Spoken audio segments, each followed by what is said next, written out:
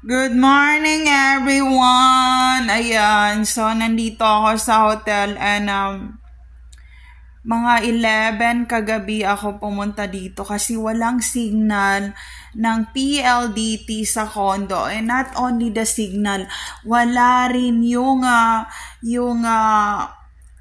wifi at home, wala rin signal kahit na nagpa-load ako and nagpa-load ako ng wifi at home na Globe. Sabi ko, bakit walang signal? Ayan, walang signal. And also there's a mom outdoor talaga na inaaway ako at sinasabi na, kayo po ba yung kapitbahay namin dito?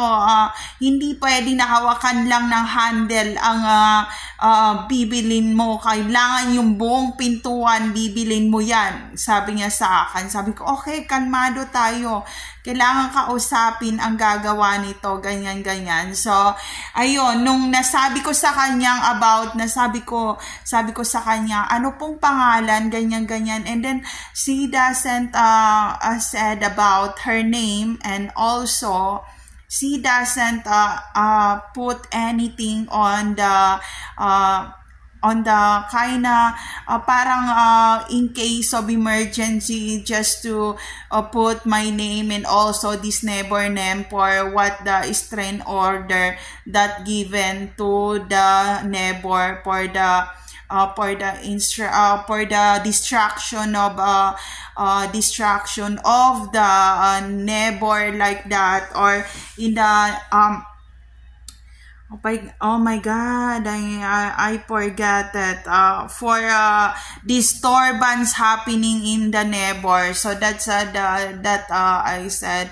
And I said to that lady, sabi ko, oh my God, before you get my door in my condo, I need to ask about your full name, your address, and where you came from, like that. And she said that she's a gang stalker, contractor, perpetrators, peoples, with following the instruction of the handlers on who is the handlers of this lady. And then she said that who cares if I'm not saying my name, my full name. And I said, oh my God, how can you bring me to the police station for the restraining order if you not the one give your full name? You should put your full name before you put me in the jail. I said to that ladies. And if you want the door in door of my condo, it's up to you. You can get it, and I give it to you. It's okay. And then she's so like a weird lady said, oh my God, the door, your door is expensive than my door. So I said, okay, this is what happened. Before you get my door, we need to go in the office to talk each other on what the damage that I've done in your door. And then this lady is not finished yet on what I'm explaining. She inside the condo, and she's not talking. I said, okay, we start our fight. Like that, I tell to her, and sabi niya, basta gusto ko yung mas maganda yung pintuan ng condo mo kaysa sa pintuan ng condo ko. Sabi ko, oh my God, so yun ang problema mo. So ibibigay ko ang tanong, magkano ba yung pintuan ko sa pintuan mo at sa hawakan na ire-replace ko, na pwede naman napalitan ng handle, kasi alisin ko ang handle ng pintuan ng condo ko, nilalagay ko yung handle sa pintuan mo, and we're done. And then sabi niya, no, we're not done. If I not get your door, I need a digital key press button for my door. Sabi niya.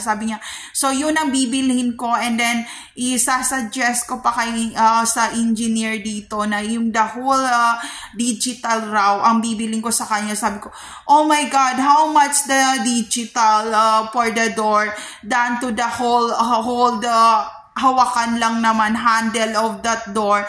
The problem is I just replaced the handle of the door, and then you want me to buy you the whole digital for tick tick tick like that door, digital door. It means it costs 10,000 to like that the price. And I said, you cannot push all this your order into my cart if you are not talk to me officially with your two eyes, with all of that situation, because she cannot talk with my eyes. Just do like that every time. Did you blind before, or you want me to blind me? Bulag ka ba dati o pulubi ka dati na nalagyan ng contact lens na naging nabuhay dito sa mundong to? Ang pagka-walker mo, tigilan mo ko ha? Puta ka? Nung nakita niya ako, mas matangkad ako sa kanya, bigla siyang kumalma. Pakalmain mo, isang sampal ko lang sa'yo. Sabi ko sa'yo ha, hindi lang yun ang gagawin ko sa'yo, hayop ka. Hawak ka ng nasira, hindi ang digital ng puki mo, baboy ka. So, ayun. So, ngayon, pupunta ako na opisina. Siyempre, ilalaban ko yun. Ilalaban kong rights ko doon.